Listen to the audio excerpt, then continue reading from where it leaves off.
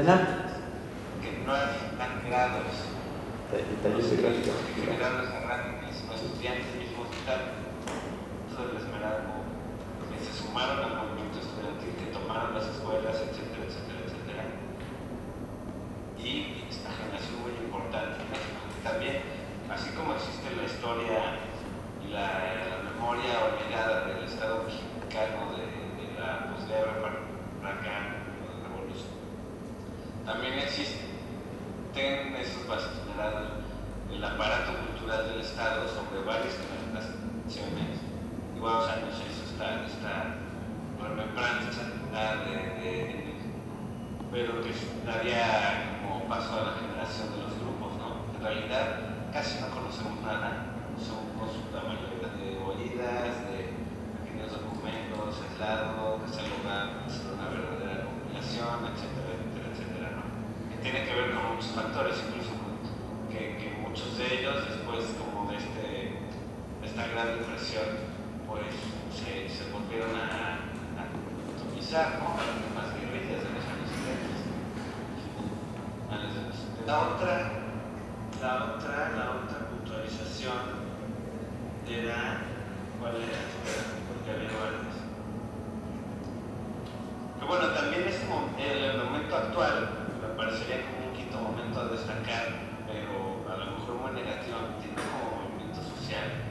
Es probablemente, a lo mejor como su peso histórico, ¿no? A lo mejor estamos demasiado envueltos en él y son como otras energías de miedo, del efecto de una desarticulación de muchos años, como si fuera un programa de Estado de desarticulación social, que es el actual, ¿no?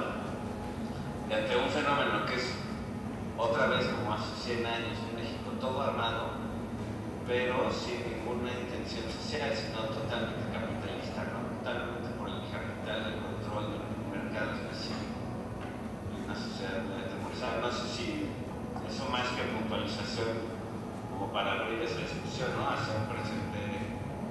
A ver, a mí me gustaría aclarar. Primero, yo no mencioné un movimiento social que es muy importante, que es el movimiento de los médicos. Y lo hice con toda intención. Porque para la mayor parte de ustedes el movimiento de los médicos, que fue fundamental, no aparece en la memoria. Y en segundo lugar, y muy importante, o realmente que quiero destacar, es que los movimientos sociales no estaban en contra del capitalismo.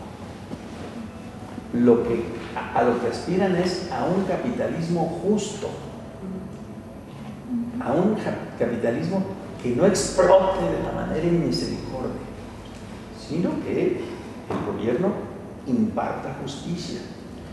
Y este reclamo además lo hacen a través de vías de carácter democrático. Son movimientos legales. La arbitrariedad viene del Estado, nunca de los movimientos sociales. Si no entendemos este proceso, si no desenmascaramos el discurso oficial que habla del Estado de Derecho, pero que no aplica la ley, nosotros no estamos entendiendo el porqué de la desmemoria colectiva. Porque el discurso oficial lo que quiere es que nosotros nos olvidemos que el principal transgresor de la ley es el encargado de cumplirla.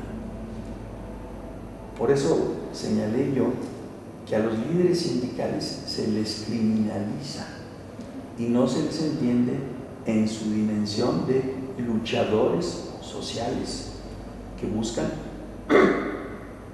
que las leyes se apliquen, pero no quieren, no están luchando ni por el comunismo ni por el socialismo, están luchando porque este gobierno sea un gobierno que cumpla con su obligación de impartir la misma justicia para todos. Eso es lo que yo quise expresar o intento expresar. Yo quería señalar algo, ¿no?, que tiene que ver con lo que están conversando, y es el apoyo a un distinto tipo de arte que emerge en la época del 68.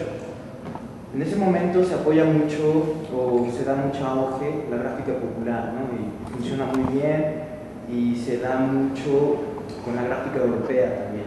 Hay un apoyo tal que el artista en ese momento se adopta con posiciones sociales, ¿no? Que funciona y tiene un éxito a tal grado que el gobierno en ese momento decide ir en contra de los artistas. Entonces, inteligentemente apoyaron mucho el geomacrismo en aquella época, porque se le estaba saliendo del control lo que era el movimiento artístico del 68, la gráfica popular. Entonces, yo creo que el gobierno nos ha dado una situación, una posición de competencia entre nosotros mismos, repartiendo becas, un poquito aquí, un poquito acá, y todo el mundo apegañando, ¿no? Todo el mundo peleándose entre nosotros, ¿no? Sí.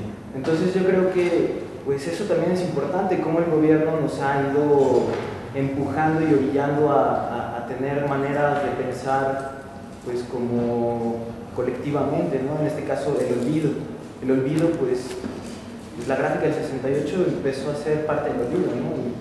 Y tuvo más auge pues las torres de satélite, y empezaron a pagar proyectos muy grandes donde no tenían compromiso social, donde no había una frialdad artística muy, pues bueno, yo lo veo así muy maquiavélica, ¿no? O sea, en ese sentido es como muy indiferente en ese tiempo, y bueno, es lo que quería hacer.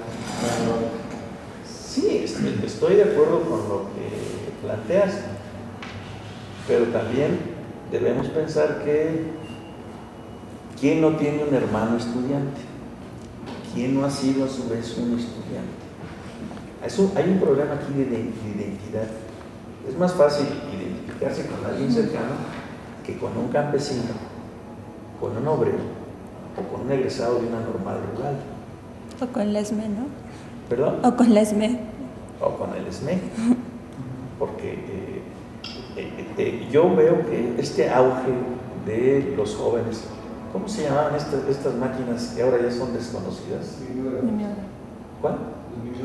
El mimeógrafo, ¿no? Estaba al alcance, en cualquier oficinita había un mimeógrafo, y con los recursos que ellos utilizaron, realmente hicieron que el reclamo llegara a los mercados, que llegara a la plaza pública. No fue un arte concebido como una mercancía, sino como un servicio. Pero eso ya son temas que seguramente ustedes me van a dar 20 y las malas. Lo que yo estoy tratando de señalarles aquí es que para que haya memoria es necesario antes que haya identidad. Sin identidad no hay memoria. ¿Con qué no?